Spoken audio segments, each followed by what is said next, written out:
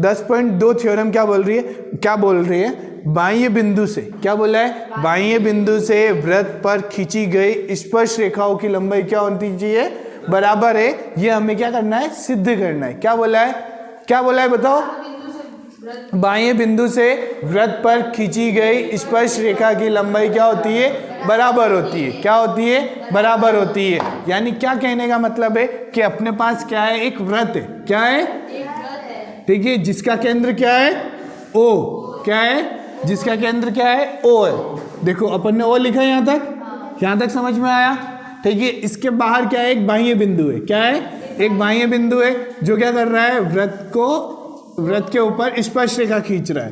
कितनी, वृत्त के ऊपर क्या कर रहा है, स्पर्श रेखा खींच रहा है। यानी बाह्य बिंदु से हम वृत्त पर कितनी स्पर्श रेखा खींच सकते हैं, 2 खींच सकते हैं। तो अपन ने माना बाह्य बिंदु कितना हो गया, P हो गया, और क्या हो गया, इसका स्पर्श बिंदु A, स्पर्श बिंदु B। आया समझ में कि नहीं आया, ठीक है। O को A से मिलाया, किससे, O को A से मिलाया, O को B से मिलाया, ठीक है। यहां तक कोई दिक्कत है क्या। अब बताओ, त्रिज्या और स्पर्श रेखा के मध्य कितने डिग्री का कोण होता है, 90 डिग्री का। यहाँ पे निशान लगा दूं, ठीक है, और यहाँ पे भी 90 डिग्री का निशान। फिर मैं क्या करूंगा, P को O से मिलाऊंगा, किससे, ठीक है। यहां तक कि नहीं आया, आ गया। तो देखो प्रमेय 10.2 है, पूरा का पूरा कथन है, ठीक है। हमें बताना है कि जो स्पर्श रेखा की लंबाई है वो समान है। तो यहाँ पे कौन सी स्पर्श रेखा है, ये बताओ। नहीं, स्पर्श रेखा की बात हो रही है, PA और क्या है, PA और PB जो क्या है हमारे पास स्पर्श रेखा है, इनकी लंबाई क्या होनी चाहिए, समान होनी चाहिए। ये हमें क्या करनी है, प्रूव करना है। क्या करना है, प्रूव करना है। तो देखो क्या दिया हुआ है, हमें लिखना पड़ेगा। दिया है, क्या लिखेंगे, दिया है ओ वृत्त, ओ केंद्र का वृत्त, कौन सा, ओ केंद्र का वृत्त, जिसका क्या लिखेंगे, जिसकी 2 स्पर्श रेखा है, जिसकी 2 स्पर्श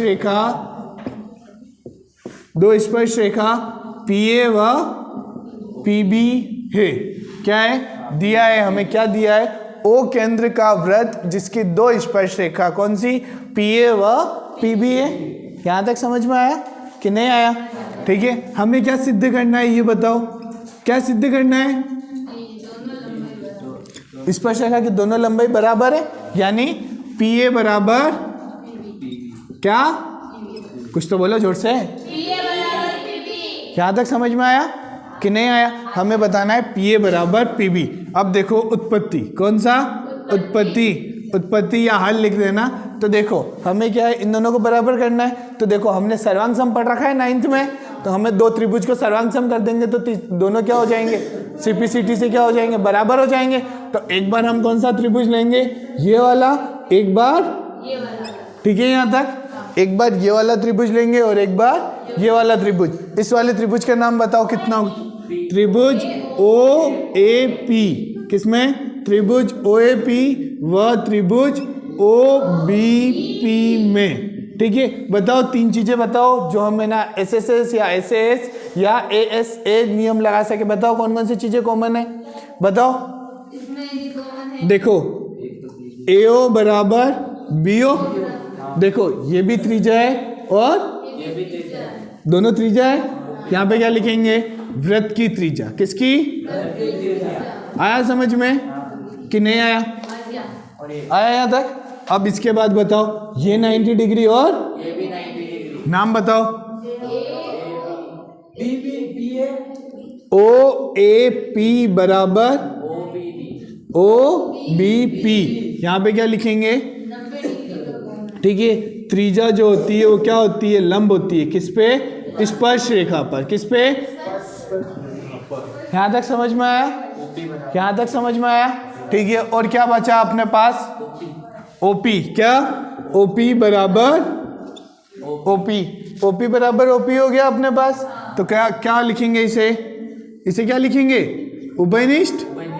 उभयनिष्ठ या कॉमन भुजा लिखेंगे, ठीक है, कॉमन साइड। यहां तक समझ में आया। कौन सा नियम लगा ये बताओ, SAS, क्या लिखेंगे, बाय SS।